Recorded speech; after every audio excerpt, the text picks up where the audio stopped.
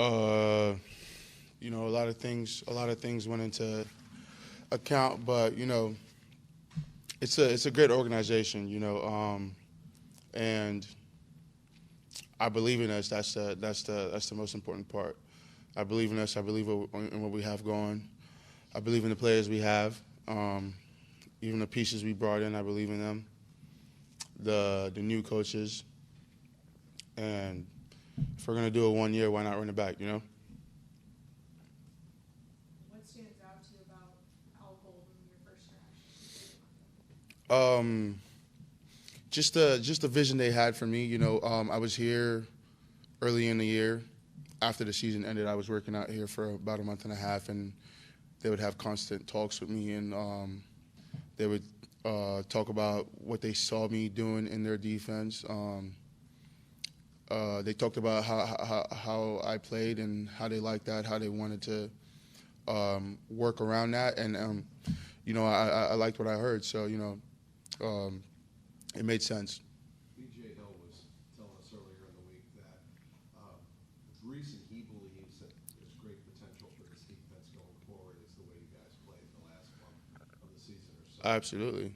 What do you see, or what did you see as the big difference between the last month of the season and the first 3 months? I think guys just. I mean, it's sad to say, but guys finally bought in. And believed in themselves. You would hope that we would have done that the start of the season, and who knows where we would be at the end of the season. But, I feel like guys finally bought in. They played fast. They believed in themselves, and you could see in every play that people wanted to win, especially on the defensive side, trying to help the offense do what they do. So, yeah, that's what I would say was the difference. And he's right, that potential, if we can keep a special guy, we have the same pieces, and sky's the limit, I think. Are you hoping they keep a special guy? Yeah, I'm praying selfishly. I'm praying they keep that special guy because he's a great guy. He's a great mentor. He's a great friend. He's a phenomenal player, and I know he's wanting to do what's best for him and his family. And the Bengals are trying to, help him and also do what's best for them. But hopefully it works out. God moves in mysterious ways, and hopefully it works out. How has he mentored you? How has he Man, he's done so much for me. He's helped me. The biggest thing I would say is he helped me get over that mental hump from year 3 to year 4. It's no secret. My first 3 years, there were a lot of injuries, and even though I was healthy, there's that mental battle of trying to protect myself, my body trying to mentally protect myself and not get in a situation where I'm hurt again or starting the season behind and stuff like that. But he that third year in that off season.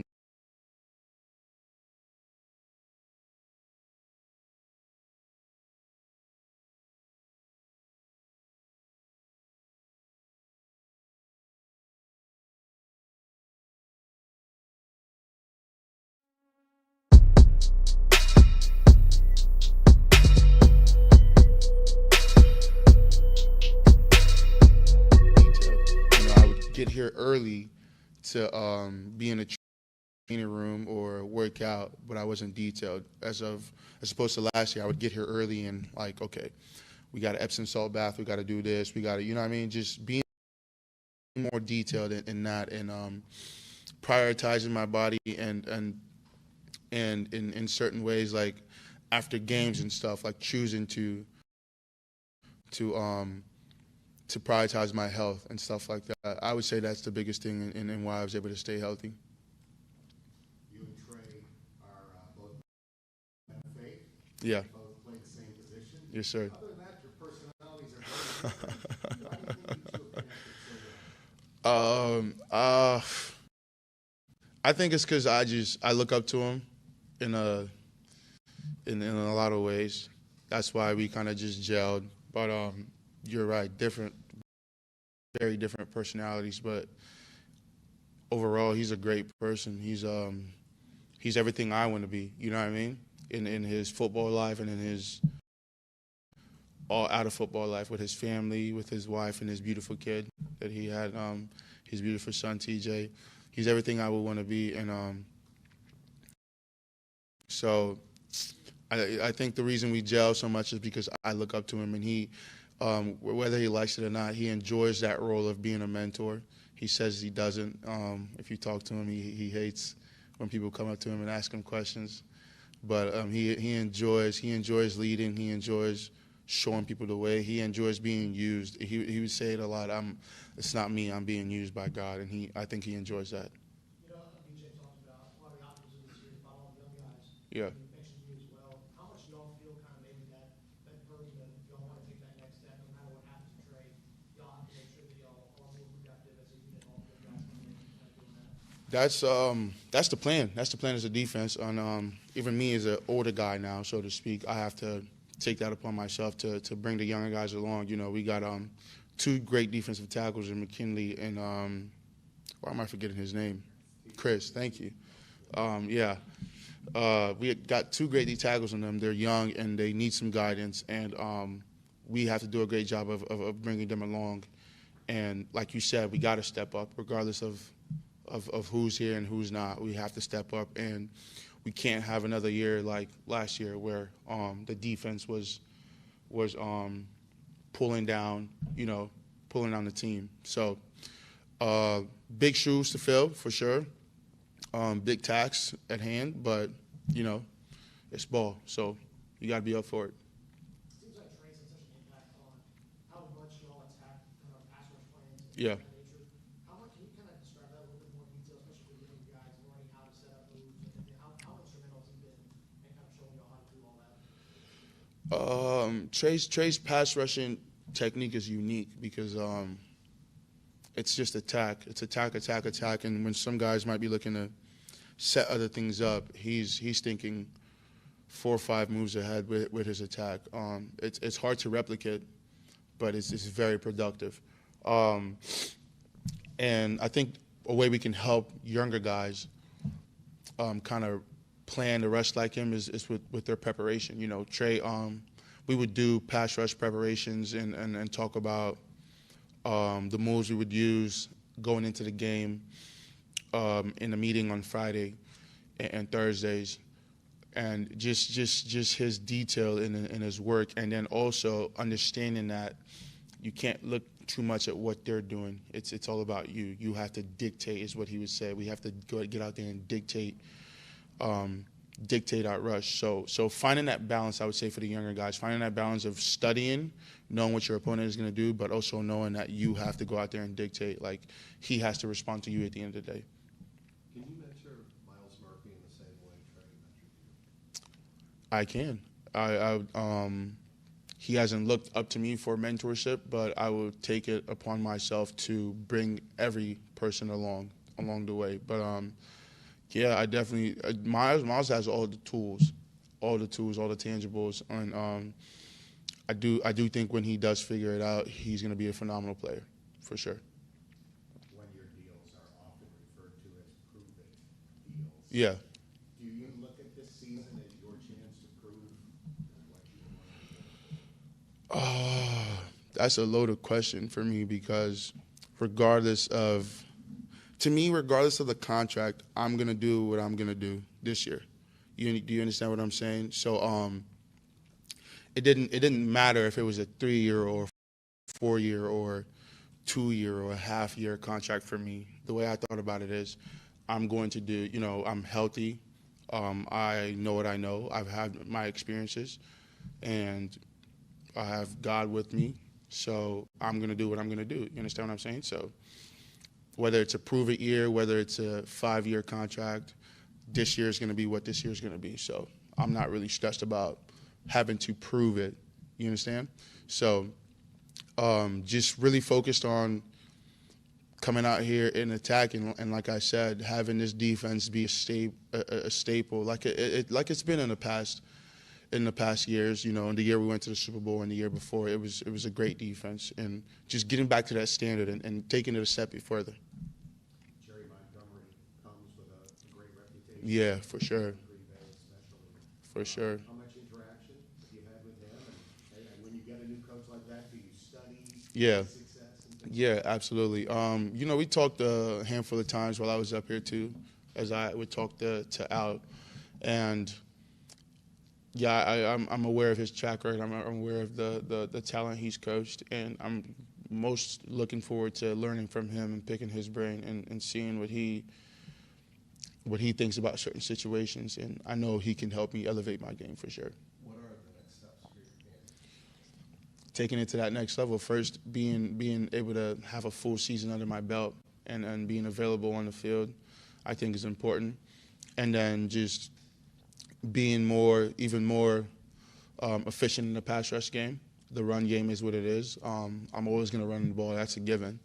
So just taking it that next step, getting to that quarterback. That's what this league, they pay quarterbacks that much money for a reason, because they can impact the game. So getting to that quarterback and being able to disrupt the game, that's the next step. What do you remember about Al from your rookie year? Not much because I was hurt that whole year, so I wasn't really around the team much. But from other guys, he's very detailed is what I've heard. That's the one thing I hear. That keeps coming up. He's very detailed in a lot of things he does, and he does things the right way, and he wants things done the right way too. Did you go into free agency wide open to any possibility, or was your thought process if I get a deal that I'm happy with? Yeah. It was both. I was wide open to anything because I knew what these guys who they had to pay. So I wasn't really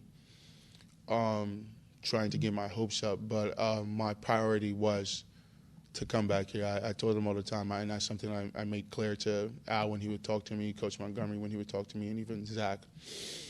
I would tell them my priority is to come here. Hopefully we can figure something out and get something done. But I was trying not to get my hopes up because, again, I understand we have some dogs. We gotta get some money too. So.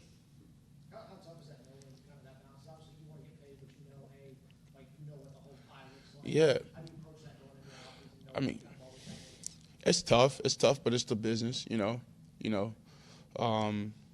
I've been seeing it since I've been in the league. I've been seeing it happen for 3 years, so you kind of understand that stuff. But again, you try not to take it personally, and just hope for the best. What kind of message do you think if y'all were able to get all three of those guys back, T.J. Ball and Trey somehow? What kind of impact do you think does that have on the entire locker room? Oh, it'll be great. Everybody loves those guys. They're great teammates. I think that's the best thing about all three of them. Their qualities. They're great teammates. They're easy to approach. I think Mike. Was it Mike saying something? No, that was Samaje saying that about Joe. He's easy to approach. I think no one in the locker room is hard to approach. Everybody, no matter how big they are, you can find them laughing with anybody. So they're great teammates. People would love to have them back. The confidence they bring to the team, like you're going out there and you have Jamar and T as a tandem. You can win any game. You're going out there. You have the 2-time sack leader, or was it 1-time sack leader? One time. You have the 1-time sack leader. 17.5 2 years in a row though. So you're gonna get that quarterback moving, get pressure on him, and then as a quarterback having confidence in your defense, and as a defense having confidence in your quarterback and your offense, that just elevates the team. So it'd be huge if we can somehow, God willing, get all those guys back. But it's tough and it's rough, and it's business. But fingers crossed for sure. I think we talk about that a lot for the offense. It's a great opportunity. From defense, we know that they've got all that firepower. Yeah. How does that affect the way that y'all play? It allows us to play free, It allows us to play free, and you just have that mindset. All we have to do is get the ball back to the offense. So if you know that, and 75% of the time the offense has the ball, they're going to drive there and score it. You can do whatever you want as a defense. You can call the game more freely as a defensive coordinator. You can go out there and play without fear of making mistakes as a defense. What were you most proud of last year in your own personal growth? What was I most proud of? I don't know. That's a good one. I'll have to go back and think. I guess finishing the season healthy. I know it sounds like I've talked about that a lot, but it was just The first 3 years were rough. So being able to finish healthy, being able to contribute, because the most important thing for me was to be part of a team. I want to go through all the emotions, whether it's the winning, whether it's the losing, whether it's the whatever. I want to be able to go through all those emotions with my defense. I want to be there with those guys through the ups and downs. And being finally able to be there, unfortunately, there were more downs than ups. But still being able to be engaged in those moments, be engaged in those emotions, in the wins and the losses, to feel the wins. I think that was special for me. So I'm most proud. I'm most proud about that, being able to finish the season healthy, play every single game, and go through that with my boys. What do you think of Sam retiring and the possibility of how that impacts your role? Yeah, that was definitely a shock. Sam's an amazing player, an amazing person. He's just the standard. When you talk about the standard, he's the standard. He comes in, does everything the right way, and he's consistent every day. You know what you're getting from Sam, and that led into his play. You know what you're getting from Sam. He's very reliable, captain. As far as how it impacts my role, there's no filling his shoes. His shoes are too big, but I'm gonna do my best, whatever I can, to come close to that. And if I can do that, I think I'll be good. Thanks, Jeff. Thank you. Thanks, Jeff. Thank you.